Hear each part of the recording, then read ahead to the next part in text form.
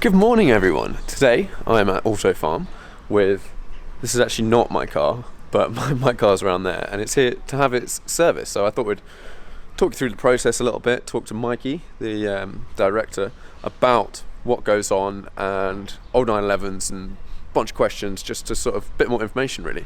This car I will talk about a little bit later, but this is an actual 72S, and it is exactly the same paint as my car. They were painted at the same time. They were actually painted with the same paint at the same time. So it's quite interesting to we're going to put these two next to each other, and you can really see the difference between what my car's like versus this car. Because I always get asked what exactly is mine. Well, mine's like a 78 SC that's backdated to 73S, but with some ST sort of bits on it. But I'll walk you around both cars, and when they're side by side you'll see the difference between the two. Let's go.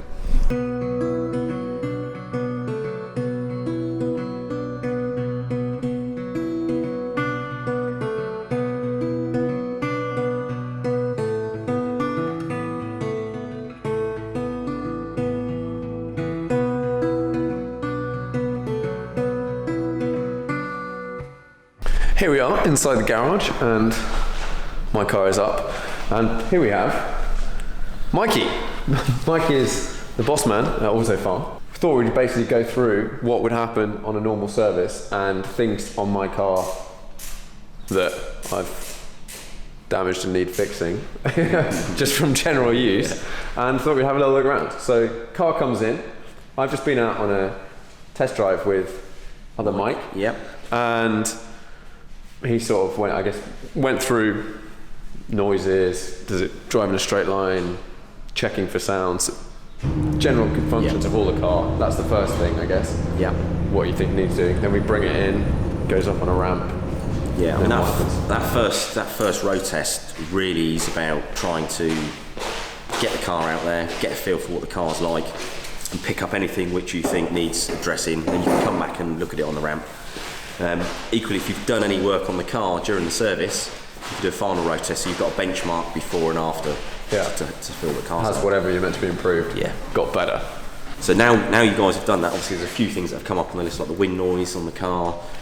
We've noticed there's a little small oil leak at the back, so we can now look into those things and find out what the problem is. Yeah. Essentially, whenever I'm driving the car and I find a tiny little thing that annoys me, like at 90 miles an hour, don't know when you would ever be going 90 miles an hour, but there's a really serious wind noise.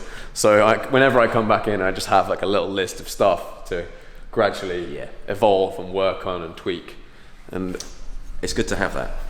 Yeah. It's good to have that. You know, if you're constantly evolving the car, there's always going to be mechanical things that you're going to need to do along the way, but you know, there's always small little things, irritating things that you kind of want to deal with. So it's good to have. And it's like a constant evolution of the car, because this car has been modified and it's not standard.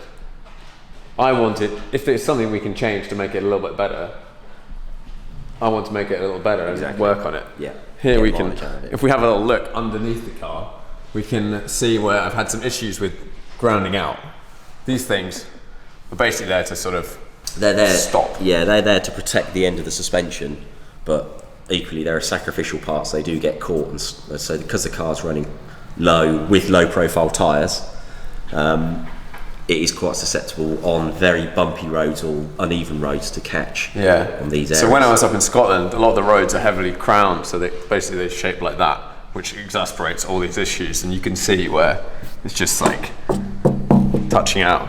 This was me going for a photo on a little ramp that goes down into the sea, and there was a bolt basically that I reversed onto, but it's not really anything. You can just knock that out and then just cover it up again. That.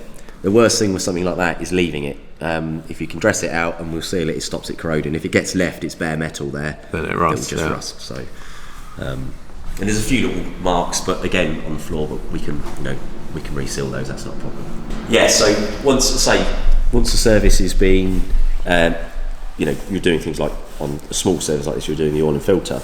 But it's all the other checks that are really important. So you're looking for plane, suspension bushes, gear shift, handbrake, all the little things that want to be fine for the next 12 months. Yeah. So we'll go through and do a check over and a visual inspection as well on all of those components. Now we've got the car back down a little bit, I thought Mikey, who put together this car actually, Yeah. a long time ago for another person, that's the question I get quite a lot, is about the actual process. So I bought this car finished and have changed it a little bit, but Mikey's known it since it was a baby. Yep, since it was an SC. And so we thought we'd go around the car and just look at a couple of things, notable facts about it maybe. So when the car, obviously this car started life as a impact bumper 78 SC. So it would have had the short bonnet with the big iron bumpers with the big rubbers on the side. So when it got backdated, we started with genuine Porsche steel wings, genuine Porsche steel bonnet. We put the early front lock panel in, so this is the same as a genuine early 70s car. So the bonnet latches down on the same panel as a 72 car. 72, yeah, so if you don't do that, when you shut the bonnet, you'd have to like get all the way down to here to undo it. Yeah, and you couldn't fit a new Porsche standard bonnet. You'd have to buy a bonnet that's been modified to fit a later lock panel. So that's quite key that you do that. Running all the standard grills, lights and lenses that you'd get on a 72 car, so all the parts are stock and off the shelf, so there's no messing around with modifying stuff. Same again with the bumper. It's a 72 style bumper, so it's got the less lip on the bottom. Right, yeah. So the front of this car, when the lid is shut, you would not be able to tell whether that was a 72 car or a late impact bumper car. Other key facts as we start to go through, come over the car, you can see obviously everything's now chrome, so you've got the chrome finishings on the mirrors, around the windscreen. It's got the early 70s washer jets, it's got the early 70s wiper arms, all of the bright work around the door frames are all been anodised.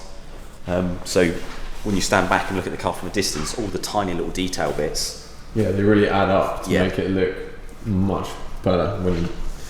I don't realise how good this one looks until you see other cars, and then suddenly you're like, hang on a minute. And it's all the little detail bits that make the difference. Just having all the chrome finishings, especially on a colour like this, it really makes the car have a nice contrast. Obviously this car is wearing the slightly wider flares from the SC, and the beauty of leaving those in play means you can run 8-inch rear wheels. So we've got 7-inch Fuchs by 15-inch on the front and 8 by 15s on the rear. So it means you can get that nice wide and it looks so much dish. more like It's got some stance. It's got some stance at the back. Now you can run narrow arches, but it means you've got to run narrow tyres. So that's another sort of key distinguishing feature. As we come around to the back, again, steel lid, not a fiberglass one, with the chrome grille, all the chrome lettering, and we've also got the addition on the front and rear of this car. We've got the lid straps. So really, the inspiration for the car was taken from a 72 911S with a little bit of ST 911 ST being breathed into it, where that's where like the catches come from, the bumper stripes. The kind of minimalistic look on the outside of not having too many trims and fittings. Yeah, because when I got the car, it didn't have these, and didn't have the little extra headlights. But as I drive this so much, so I did I'm gonna did a couple of thousand miles, and then realised that I don't always know when the front bonnet was actually shut. It's like, shut, is it shut? I'm not sure. Popped up, putting the catches on. It's like, even if it's not quite shut, it's staying down, and you don't worry about your bonnet going. And I like it. It completes the look, especially with the number plate. Yeah, it does. It looks good. So on this side of the car, inside, there's been a bit of a sympathetic retro. So it's still got the original SC dash in play, but that's been retrimmed, and it had a little bit of line stitching down just to add a little bit of detail. It's still got the original SC gauges, but it has had the early 70s dash fascia conversion. So this right the way across here, you can see the chrome stripping. Okay, yeah. So that's been converted so it looks more 70s. It's got this 70s Monza steering wheel in which it's a bit bigger than your normal Momo Prototipo, which tends to be a little bit smaller. So it's quite a nice size wheel. It's not too small. Little finishings like the gear knob. Nice set of reproduction seats. Yeah, we changed these. These are lovely. I'm so pleased you did this because I love these seats. Yeah, they're good. The only thing is because they're slightly wider than the ones before. This lever's like. So catchy, yeah, it's really cool. Yeah, it is close. Oh, it's alright. And then the smaller steering wheel, you can't quite see the speedo. Yeah, it cuts the corner of the speedo off. Like 70, you can no longer see, so avoid that speed.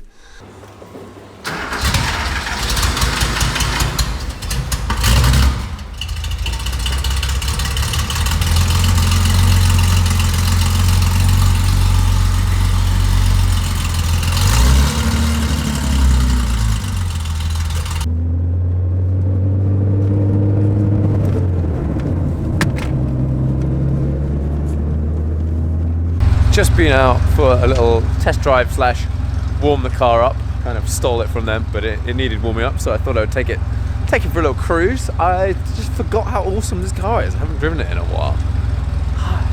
Great, it's great. I'm looking forward to getting it back and back on the road at home. That is pretty much it from Autofarm today. Car has got a few more little bits to do. Throttle is sticking a little bit, going to work on that. And just basically say thanks for Mikey and see you next time I'm back. Cool. Yeah, go have fun and enjoy the car. Yeah, we will. Bye. Cheers.